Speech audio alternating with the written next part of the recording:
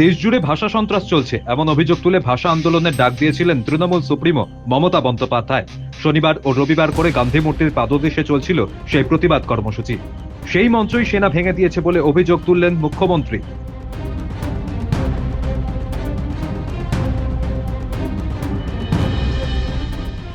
বাংলা বিরোধী মনোভাব ছড়ানোর অভিযোগ তুলে বিজেপিকে তীব্র আক্রমণ করল তৃণমূল।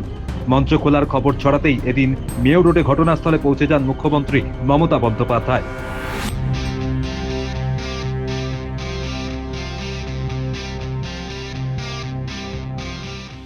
অভিযোগ, সোমবার দুপুরে কাউকে কিছু না জানিয়েই হঠাৎ সেনা আধিকারিকরা তৃণমূলের ভাষা আন্দোলনের মঞ্চ ভেঙে দেন। কিন্তু সেনাবাহিনীর দাবি, তৃণমূলের যে সময়ের জন্য এই মঞ্চের অনুমতি নেওয়া হয়েছিল তা উত্তীর্ণ হয়ে গিয়েছে। এছাড়া সপ্তাহের বাকি দিনগুলোতে এই প্যান্ডেল রাখা নিয়েও আপত্তি রয়েছে সেনার।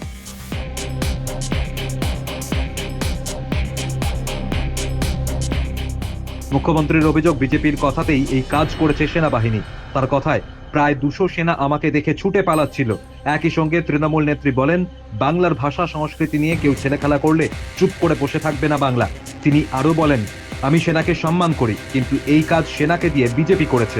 ভাষা সন্ত্রাসের বিরুদ্ধে আমাদের আন্দোলন চলছিল, চলবে, আরো জোরদার হবে।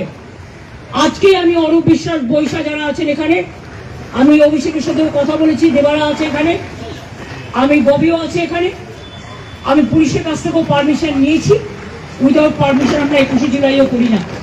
পারমিশন নিয়েছি।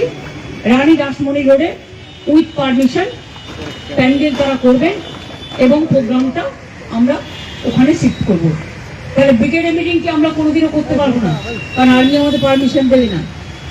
গান্ধী স্ট্যাচুতে আমরা কোনোদিনও আসতে পারবো না, কারণ আর্মিকে পারমিশন দিতে দেবে না। তাহলে কি রেড রোডে আমরা কোনো প্রোগ্রাম করতে পারবো না, আর্মি পারমিশন দেবে না? এই আবার কি? তো সব প্রোগ্রামই হয়। রাস্তাগুলো দেখে কে? পরিচর্যা করে কে? রক্ষা করে কে? ল অ্যান্ড অর্ডার দেখে কে? সবটাই তো পুলিশ করে, কর্পোরেশন করে। তাদের কাউকে একবার জানাবার প্রয়োজন মনে করলেন না? এমনকি আপনাদের সাথে তো best of relation with youth and sports minister, কেন করলেন না? জানালেন না? আপনারা তো আমায় জানাতে পারতেন, আমি তো অলওয়েজ অ্যাভেলেবল। একটা ফোন করলেই হয়ে যেত, আমি বলতাম তোমরা চলে যাও। কিন্তু গান্ধী মূর্তিতে আসা আপনারা বন্ধ করবেন কি করে? গান্ধীজির মূর্তিতে প্রতিবাদ করি আমরা, তার কারণ বাবা সাহেব আম্বেদকর, গান্ধীজি, নেতাজি, রবীন্দ্র নজরুল চিরকাল, চিরদিন, এরা চিরজনীন, সার্বজনীন, বিশ্বজনীন, বিশ্ববঙ্গজনীন, সারা ভারতবর্ষে সবাই শ্রদ্ধা করে। আপনারা গান্ধীজির ছবি নিচে রাখতে পারেন পায়ের কাছে, আমরা রাখি না। আপনাদের নেতাদের ছবি ওপরে, গান্ধীজির ছবি নিচে। এটা দেখলাম 15ই আগস্ট।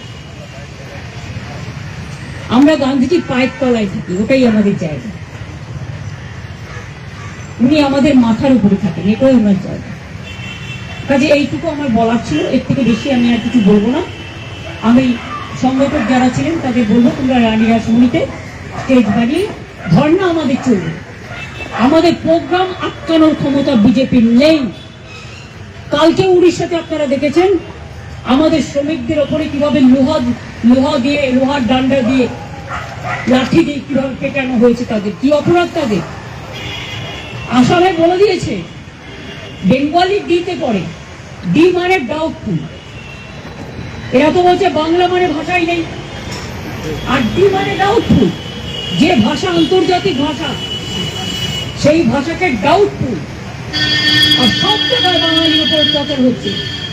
আমি কোনো নন বেঙ্গলির উপর অত্যাচার হোক, এটা আমি কখনো চাই না, কারণ এটাও আমাদের দেশের মানুষ, আমি সবাইকে ভালোবাসি।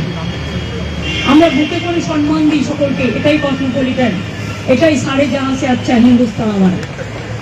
কিন্তু বাংলার মানুষ আরো বেশি করে বাংলায় কথা বলুন, যেখানে যাবেন বেশি করে বাংলায় কথা বলুন। আমরাও দেখতে চাই কোথায় যায় এই ভাষা সন্ত্রাস, কোথায় গিয়ে পৌঁছায়। এর প্রতিবাদে আমাদের আন্দোলন ভাষা সন্ত্রাসের বিরুদ্ধে চলছে এবং চলবে, আরো জোরদার হবে।